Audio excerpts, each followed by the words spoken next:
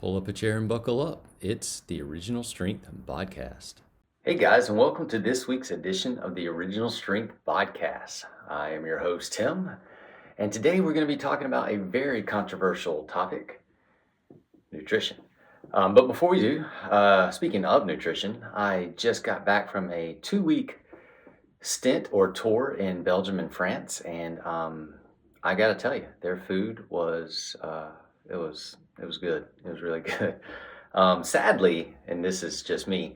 Sadly, my favorite meal there, I had two favorite meals. One was prepared for me out of love, and it was duck. I've never had duck before, and it was very, very good. But it was just also good because of the environment and the scenario in which it was presented. My friend Emma made that for me, and she was so hospitable and just so nice, and she made a really mean serving of duck. And you know what? You know how some people say, it tastes like chicken. It it tastes like really good chicken. So I think she prepared it very well, and that was really nice of Emma. So that was a great meal. Also, just again because of the environment. Now, my other greatest best meal was a hamburger, um, and I love hamburgers, guys. But this burger was so good that I have not had a burger quite like that over here in the United States. And it was so good that it solved my dinner conundrum for like the next 2 nights because I knew exactly where I was going and what I was eating. So that is sad, I know, but that was a really good hamburger. Now, one thing I found in France that I just fell in love with that I didn't know was available was black seed tahini. Oh my goodness. I ate like a jar of that in like 3 days. And then I got home, looked on Amazon, and thankfully, blessings abound that it's available here in the United States. So I'm already like halfway through another jar of black seed tahini, and it's just really, really good, surprisingly good. I was not expecting to enjoy it so much. So that was my new find. In case you're looking for something you want to try that you haven't tried before, black seed tahini is if you like tahini is pretty good. If you don't like tahini, you may still like and enjoy black seed tahini because it's different. All right, so today's topic is nutrition. Let me give you some background. I had a viewer write in, and this was I'll just read this to you because it's pretty neat. Um, you mentioned in the book Pressing Reset that your friend's metabolism was broken because he was on a low carb diet for a very long time. I know everyone is different. Some people do keto and love it, while people like Dan John suggest that people eat peanut butter and jelly sandwiches when putting on muscle and not consuming extra protein. What's your take on how much protein to eat, carbs, and diet in general? It may be a good podcast question. I dare you to take on the risky topic and lose half of your subscribers. LOL. LOL, because funny because it's true. But seriously, after decades being interested in fitness, I am still not sure about diet, and I know quite a bit. Thank you for that question. And I'm gonna be honest with you. This is a risky topic, and I too know quite a bit to get me in trouble. So, and about Pressing Reset was written back in 2017. I just rewrote that book this week. Just finished it this week. It was a rewrite, not a revision. Not really a revision, a rewrite. Uh, my point to that is though, is my views and since 2017 have on nutrition have changed quite a bit. My views on movement are exactly the same, but more deeply rooted. Man, Pressing Reset is amazing. Your design, your body is amazing, man. And I feel way stronger about that today than I did then. And I knew then that it was amazing, but now I know that I know that I know. It's freaking awesome. But nutrition, oh gosh, that is the new Wild West again. It's a sacred cow, and you gotta be savvy, gentle, respectful, and logical, and sensible. All of those things, right? So here's my take. Everybody's different. Like, and I can't. So whatever I say today is going to be in broad strokes. because for some people, strawberries are wonderful. For some people, strawberries will kill them really quickly. So, so we're all different. We all have different genetics, different cultures, different locations in the world. So everything here that I'm about to say is broad strokes. And I'll also tell you this, and this is what, if you don't know this about me, I am an extremist, experienced learner. And what I just made that up. What I mean by that, though, is I learn through experience. And when I embark on experiments, I am all in. I'm a switch flipper. I flip the switch, and I go hardcore all in because that's how I learn. There's not a lot of halvesies with me. So, and I'm telling you that because I've done all the nutritional things. I have done the 1 meal a day. I've done intermittent fasting, 16 and 8, 14 and 10, 12 and 12. I have done, oh gosh, I've done vegetarian, I've done raw, I've done vegan, I've done carnivore, I've done keto, I've done paleo, whole 30. You know what? Whole 30 turned me off because I don't know, something about it. But that's close to paleo. So I haven't done whole 30, not truthfully. But all of that to say is I've done a lot of things to learn and to see what it was like. 2 years ago, I would call it, I became a plantitarian 2 years ago. I got hooked on this notion, and it was an accident. I became a fibertarian. Like, I wanted to see how much fiber I could take in. It was neat until it wasn't. Turns out you start taking in a lot of fiber, more than is reasonable. Your body probably won't necessarily like that. I do not think my body liked that. And it came to be a thing where who's got time to eat that much fiber? And really, it's who's got time to go to the bathroom 5 or more times a day. That just takes, it's a day killer, man. Like, you got to set aside extra time in your day. You got to get up early because you're going to the bathroom so much. So I don't recommend that to anyone unless you enjoy that. The carnivore thing, that was really neat for me. It was just a neat experience because I never tried it before. I'll tell you what I learned from that. If you go carnivore, it is extremely easy to take in a lot more protein. I mean, you really got to take in a lot more fat for sure.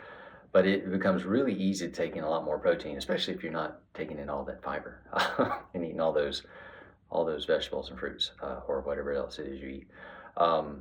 So all of that to say is, what are my thoughts on protein? I think protein is essential. So here's where I've landed. I think we should eat what we are mostly. So we're made out of protein. So the body has a lot of protein, some fat, and some water. So we need to definitely make sure we take in protein, fat, and water because that's what we're actually made out of. Now, from a how much protein standpoint, man, I think ballparking, I don't think you can go wrong with a gram of protein per lean mass. Like, I don't think people should feed the wrong material. I think what I mean by that, what I definitely mean by that is like, if you're overweight, I don't think you should consume a gram of protein for every pound you weigh. If you're 100 pounds overweight, I don't think you should feed the excess, but I do think you should feed what you want and what you are. So if you were, say, 160 pounds, say me, I weigh right now roughly 160 pounds. I take in close to right now 160 grams of protein a day. But it's a ballpark. It's okay if I don't hit it. It's okay if I do. Having said that, if you're going zero point 0.8 grams to 1 gram, I think that's doable per pound of lean body mass. If you're looking at kilograms, I think 1.6 grams per every kilogram is good. Somewhere in there, ballparking. You can get up to 2.2. But again, whatever, you want an adequate amount. Like, if you're trying to build muscle, if you're trying to keep muscle, if you want to be muscle, eat muscle, eat protein. If you want, healthy connected tissue, eat amino acids, eat protein, eat collagen, consume the things that your body's designed to eat. Now, this is not a conversation about vegetarianism versus carnivorism. I think we're omnivores. There's a lot of, I got a lot of, just a lot of, there's a lot of information out there that points out that we're probably omnivores above all other things. I know we all have different views on things, and however you want to eat is fine. But if you choose to be a vegetarian, you still need to make sure you get in adequate protein because you're made out of protein. Um, we're not made out of fiber. We're not made out of carbohydrates. Yes, we can use carbohydrates for energy, but you want to make sure, like if you want to be healthy throughout your life and repair your tissues and keep your strength, protein, protein, protein. Also, fat, essential for your brain, your hormones, your nerves. You got to take in fat. Fat is not your enemy, it's not a villain. It is what you're designed to eat. And that's the other thing, design. Like if you look at our design, I think it cuts out all the chaos and all the questions. Like everybody can pitch an argument for draw a line in the sand for saying you're supposed to eat this way, you're supposed to eat that way. But I think if you were alone, no grocery stores, let's say a catastrophe happened, or you just found yourself in the middle of 1300 and you're out in the woods, what would you do to survive? What would you search out to eat? I think that clears up all confusion. You're probably not going to go look for leaves. You're probably going to look for nutrient dense foods. You're going to look for probably more than likely, you're going to try to find something that's moving. And you're going to try to find something that is abundant in energy on a tree or from a tree, nuts, seeds, fruit. If you know about roots, you're going to look for roots, but you're going to look for very nutrient dense food. And I think that clears up a lot of confusion. I would also, this is a stretch, but like the brain works off of the better the information that goes to the brain, the better the body functions. I'm going to tell you right now, I strongly believe that food itself is information. The better the information we consume in our bodies, in our second brain, which is in your intestines, your gut, that's your second brain, connected to your first brain. The better the information we put in our second brain, our gut, the better the body is going to function. Good information going to the brain feels safe and it allows the body to express itself. Bad information going to the brain, the body doesn't feel safe and the brain doesn't feel safe and it will inhibit the body's ability to express itself. Food is no different. Food is information. The better the food, the safer the information, the better the expression. The less better, the crappier the food, the worse the information, the less expression, more limited expression. So here's the thing. I think everybody in the world knows how to eat. I think our problem is that we're highly programmable and we want everything that we want to be justified. What I mean is that if you grow up believing they're great and that these frosted flakes are part of this nutritious breakfast and that's the only messaging you see, you may grow up believing that there's nothing wrong with eating frosted flakes and it is part of this nutritious breakfast and that it's one of the major food groups. But that's a program. But if we look at the information coming into the body, like what if it's natural food is good information. Man-made food is not good information. Like it is not inconceivable to believe that the body would know exactly what to do with natural food.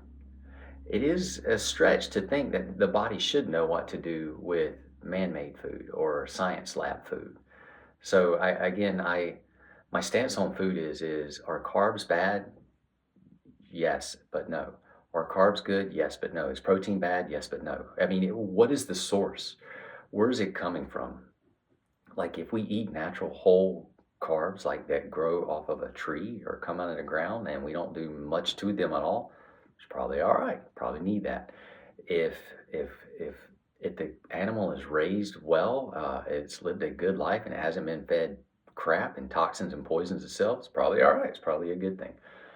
I don't think there's any hard lines in the sand except for you got to eat whatever makes you feel good, whatever is part of your belief system. Like how are you going to sleep at night? What is going to allow you to rest better? But then, what is your goal? Like, well, let's talk about that when it comes to nutrition. And I'm sorry, I'm jumping all over the place, but this is important. Um, why do you eat the way you do? Like, what is it you want your food to do for you? What do you want it to accomplish? And are you stuck in a belief system because you're afraid? And you ask, like, what am I afraid of? I think that most people, whether they know it or not, especially when you get like age 30, you start to, even if it's like you're not consciously aware of it, mortality is a real thing. Like, look, the biggest push right now is for longevity. Why? Because everybody's afraid to die. Like the guy that wants to live forever doesn't want to die. He's taking 100 pills every morning, a day, every day, 100 pills. That's extreme. Like, that's afraid of dying. But then you get so afraid and you get stuck in these regiments and these routines. And I have to eat this way. Yeah, I gotta eat 160 grams of protein, 160, because then you get stuck and you end up not being able to enjoy life. Like, you're so afraid of dying, you don't ever have the energy or time to live. You miss out on experiences. Like, are you? I'm an extremist, right? So I have learned that I get so rigid, or used to. I could not enjoy Thanksgiving or Christmas or holidays or gatherings or anything because I was on a routine. I had a plan. I was going to eat a certain way because that was good for my body. But was it good for my soul? No, it wasn't. It sucked. Um, and you can't separate one part of you out from another. And guess what? If your soul doesn't prosper, your body's not going to prosper. Like, so why are you eating the way you're eating? If it's to live and if it's to give you an extra 5 days of life, is it worth it? Or could you eat in a certain way that allows your body to feel good, allows you to sleep well at night, that brings joy to your soul, um, where you have a better quality of life? All that aside, I would say eat good whole foods. If God made it, it's probably good information for your second brain and your first brain.